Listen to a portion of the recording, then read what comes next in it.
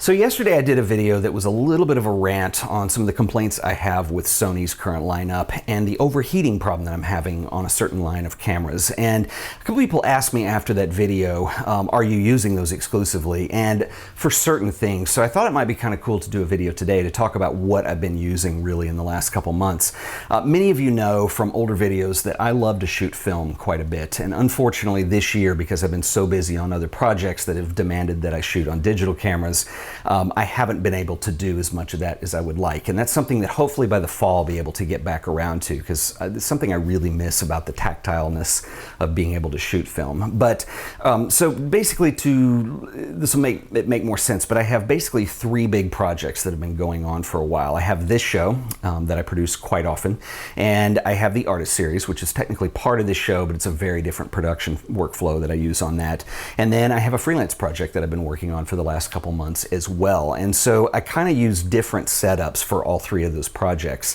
For the show, I've talked a lot about that lately. Lately, it's been the Sony A7RII that I'm recording with right now, which is fine, but it does have an overheating issue. Now, I don't mind working with that here for this show because it's just me. There's no crew, there's no, I'm not working with artists or anything like that. So if it overheats, it's not the end of the world.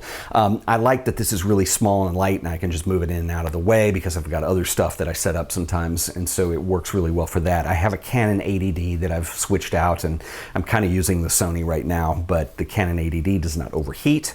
Anyway, all that to say, personal cameras that I travel around with. I use the Sony RX100 IV, which I've talked about quite a bit on the show. And the other camera that I use a lot of as well is the Canon G7X. And I use this mainly for vlog footage. And so when I've done the behind the scenes stuff, when I've traveled doing the artist series stuff this year, pretty much all that has been shot on this camera. The reason I like this camera for vlog footage, mainly I don't shoot stills on here, I only shoot video. Video's not quite as good looking as the Sony RX100 IV. It obviously does not do 4K, but it works really well and it has the best image stabilization of the stuff that I own. In fact, the image stabilization is outstanding on here. So I will typically put this on the Joby GorillaPod. The microphones are good in here. I've got these two little windscreens that are basically just kind of stuck on there. There's a company called Rycote that makes this. It's the wind jammer. It eliminates wind noise if you're outside. It has an articulating screen that pulls out.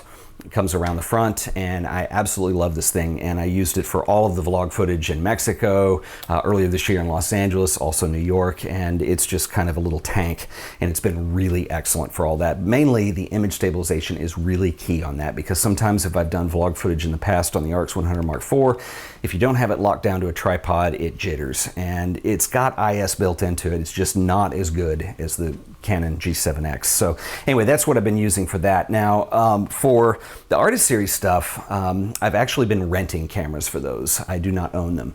And I've been renting two Sony A7RIIs. And so I do a two camera setup when I shoot those.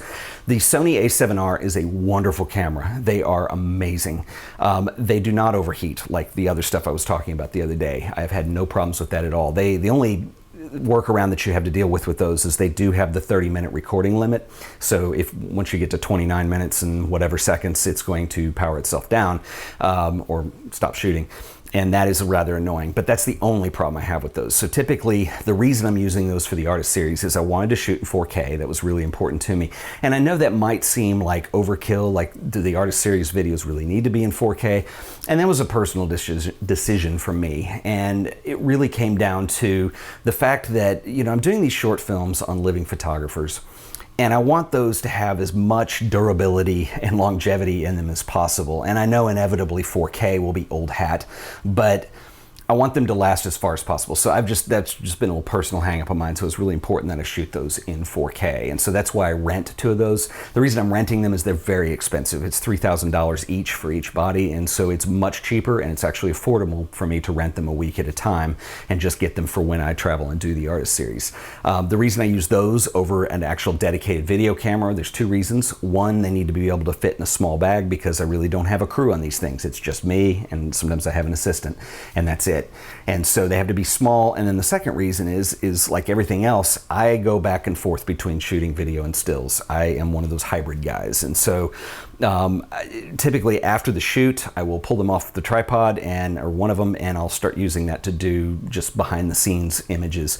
And the reason I'm doing that is for PR stuff, and then once we have all the Artist Series videos done for this year, I'm going to put together a section on the website, and I'll have behind the scenes stuff on there. So I've needed to move back and forth between doing video and stills very easily, and so those allow me to do that. And then finally, my freelance job, believe it or not, that one, I went back to an older camera, which is getting a little old now, but I've been using my old Canon 5D Mark III, which does the job. It's a 1080 video camera, but I can do stills on this.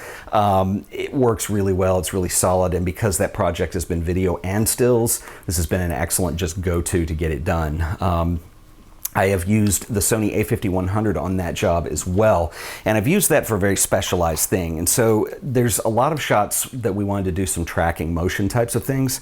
And so the A7RII I've been mounting onto this, which is made by a company called Merlin. Actually, sorry, this is made by Tiffin. It's the Merlin Steadicam. And the Merlin Steadicam is just a standalone mechanical Steadicam. It's just a counterweight, and I don't have it set up right now, but I put the camera that I'm using to film on top of this. And it's a small setup, and once you get some practice on this, you can do some really nice tracking shots and use motion with the video you're doing.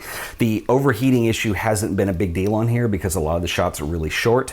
Kind of time out and figure out what it is that I'm going to shoot. I shoot it, and then the camera goes off and some things are reset. So there's enough downtime between shots, and none of the shots really, like the camera's really not running for any more than a minute or two. So it's been pretty easy to deal with on those lines. So that's kind of the setup I've been using for the stuff that I've been working on the last couple months. Is it ideal? No. I would rather own the Sonys that I'm renting for the Artist Series, but that's just not financially feasible. And so I am stuck on this smaller end of camera. But the point and shoots, I love. The RX100 Mark IV is just an amazing camera. It is not cheap, but it is fantastic. And what it doesn't do, I pick up with the Sony G7X, and so that's kind of my rig for that. And then finally, I've got a couple other cameras here that I've been working with lately, and these I do not own. They are on loan from B&H, and they have been nice enough to loan me these two cameras to review, and these are the Panasonic cameras that I'm working with, the Micro Four Thirds. This is the G7, and this is the GX85. Both of them are Panasonic. Both Micro Four Thirds cameras, and I will do reviews on these, but I'm still kind of getting a feel for what I like about them. I'm not as blown away by the 4K video as I thought I would be. It's okay. It's not better than the Sonys. In fact, it's really not on the same level, and I'll talk more about that in a review. However, as a stills camera, I am very interested in these. They are performing very well. One thing that's really cool about this one, the GX85, is that it combines in-body stabilization with in-lens stabilization. So you end up kind of with this 5-axis image stabilization, and it works great for both video and stills.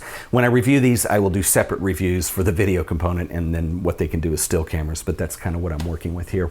So anyway, I would like to know what you guys think. If you have any questions on the G7 or the GX85, let me know, because I'm going to be putting those reviews together, and I would like to know what you would like to see me cover on these and any questions you might have.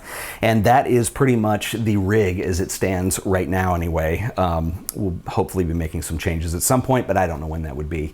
Anyway, if you enjoyed this video, please remember to like it, share it, subscribe to The Art of Photography so you'll always be up to date on all the latest and greatest videos that I do. And until the next one, I'll see you then. Later.